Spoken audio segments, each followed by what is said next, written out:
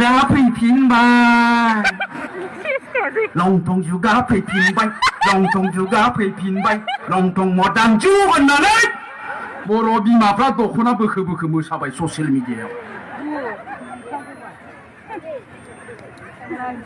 नंगौना नङा दे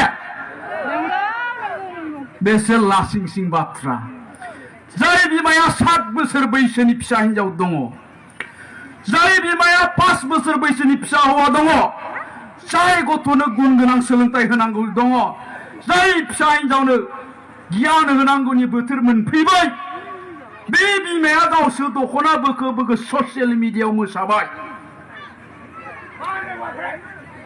बेफोर गथ'फ्रा बोरै मोजां जागोन बे बिमानि फिसाया बोरै मोजां जागोन जोंनि समाजा बहा गोग्गो जागोन जोंनि गथ'फ्रा बहा गुन गोनां सोलोंथाइ मोनगोन नोंगोना दे रायजो राजा नोंथांमोन दा आं दहायनो बुंखादों आंनाव गाज्रि गाज्रियासो थाजोब्बाय होनना ताइ गाज्रिखौ बुंदों आङो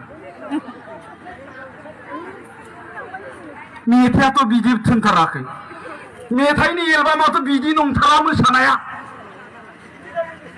खेबथामसो नायबाय आङो फैलाबायनाय दं नामाब्रा बेयावनो मोसानायावलाय एलबाम होननानै मानसिबो गैया दानिया जोंनि बिहामजोफ्रासो बिहावखौबो लाजिला बिफाखौबो सनमान खालामलिया सनमान होननाया मा बुस्थु बेखौनो बुजि मोनला दख'ना बोखो बोखो फेन्दा दिन्थि दिन्थि मोसाबाय ससियेल मिडियायाव होबाय 1 मिनिटनि उनाव बिहावाबो नुबाय 1 मिनिटनि उनाव बिमायाबो नुबाय 1 मिनिटनि उनाव बिदायाबो नुबाय थेवबो गाव लाजिला मानो बेबायदि जादों कारना मा दा होमबा जोंनि होख्राव होख्राव बुंनाय खोथाया मिनिंलेस ओंखायनो आङो बुंला आंनिया जोब्बाय लेक्सारा नामा नङा होमबा दा मानो बेबायदि जादों जोंनि बिहामजोफ्रा बिहामजो माने आं हाबा जायाखै दे दा बेखौ एसे नायबिजिरनांगौ दङ एसे सिगाङाव माखासे खोथा बुंलांदों दा जोंहा गामियाव समाज दंना गैया जोंनि गामिनि समाज बेबस्थाया माबायदि दा जोंहा बेखौबो साननो गोनां दं दा बेखायनो बुंनाया जों समाज दानायनि खोथा बुंदों न'खर दानायनि खोथा बुंदों नाथाय जोंनि समाज बेबस्थाया मा जादों जोंनि गामियाव समाज बेबस्थाया मा जालांखो दा बेफोरखौ नोजोर होनांगोन कारन जोंनि गामियाव बे सासेल' आइजो गैया सासेल' बिहामजो गैया बेहाल' गथ' गथाय गैया गामिनि गंफ्रोमबो न'खराव गथ' गथाय दङ जायफ्रा जोंनि भबिष्यत जों गेरेमसा हारि दानो नागिरदों बे गथ'फोरखौ थांखिनानै जोंनि फिसाफोरखौ थांखिनानै जायफ्रा दिनै लेखा फरायबाय दं क्लास 5आव फरायदों 6आव फरायबाय दं 7 8 9 10 11 12आव फरायबाय दं बैसोरखौनो थांखिनानै जोङो जातिखौ गेरेमसा दानो नागिरदों मानोना जोंनि बे लाइमोनफ्रा जोंनि बे फिसाफ्रा जि जानो गोसो बेखौनो जानो हायो बिसोरखौ जों जि खालामनो गोसो बेखौनो खालामनो हायो बे लाइमोनफ्रा बे जोंनि फिसाफ्रा साफा साफा जातिनि दैदेनगिरि जानांगोन जातिनि साफा साफा गेदेर थुनलाइगिरि जानांगोन बिसोरनो डक्टर जानांगोन बिसोरनो इन्जिनियार जानांगोन master professor scientist SS IAS officer जानांगोन मानोना बिसोरनो जानो हायो बिसोरनि अनगायै रावबो जानो हाया आरो जोंनि फिसाफोरनियाव बे टेलेन्टआ थै रोदा रोदा हाबनानै दङ दा बिसोरनाव बे टेलेन्टआ दङब्ला बिसोरनि गोरबो सिङाव हाबनानै थानाय टेलेन्टखौ जों बायजोआव दिहुनना लाबोनांगोन दा बायजोआव दिहुनना लाबोनो गोनांब्ला बिमाया फिसाजोनि सिगाङाव बिमाया फिसानि सिगाङाव दख'ना फैखो फैखो मोसाबा बै फिसानिफ्राय मा टेलेन्ट ओंखारबोगोन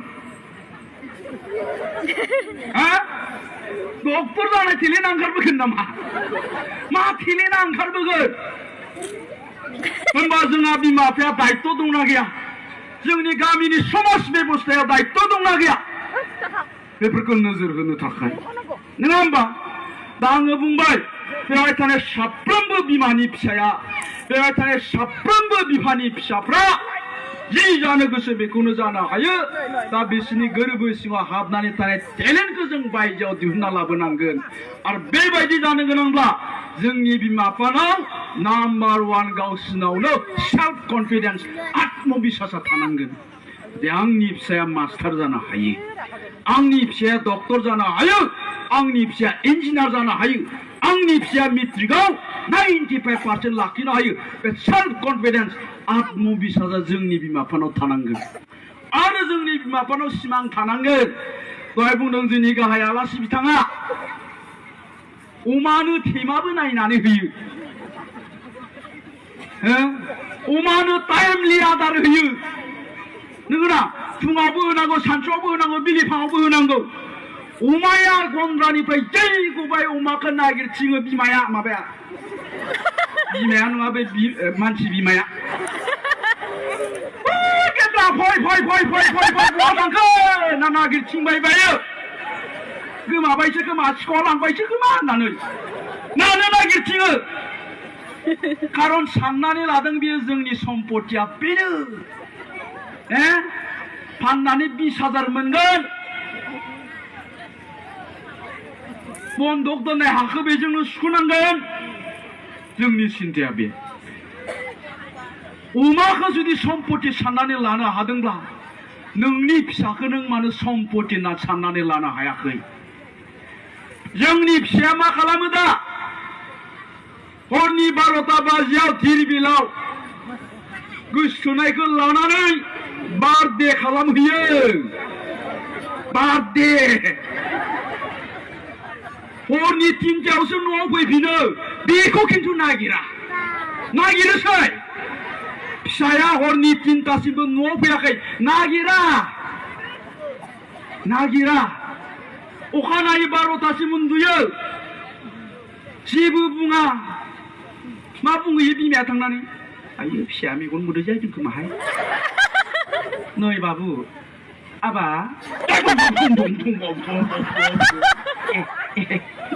आबा दे जिखौ फैनानै फैलायबावबायसो।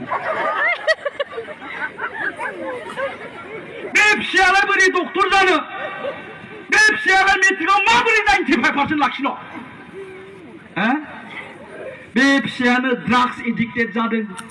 जों बुंबाय थायो ड्राग्स एडिक्टेड जाबाय, गथ'आ ड्राग्स एडिक्टेड जाबाय, जौ फाग्ला जाबाय। जौ फाग्ला जाया मा जानो बेलाय? ड्राग्स एडिक्टेड जाया जानो मा जानो बेलाय? देनाय जाय गथ'आ 3टा बाजियाव हाबफैयो मोनानि हराव, बिमा बिफाया जेबो बुङा, नोङो नाङा देनाय माबा उन्दुनायखौना आबा सिखारदो बुंनांगौमोन। बिफाया सिखारामोन, बबाव थाहैबाय थायो नों 3टा बाजियाव गथा गोदाय बान्थ'गोन बे होनना बुंनाय। सोर फिसा बियो? नोङो नाङा देनाय। दा गतिके जोंनि फिसाफ्रा बिदिजों बहा मोजां जानो? आइफोर आफाफोर, जोंनि न'खरनि सम्पति बिसोरो, बे फिसाफ्रा, बेयाव थानाय सेंग्राफ्रा, बेयाव थानाय सिख्लाफ्रा, बिसोरनो जोंनि न'खरनि भबिष्यत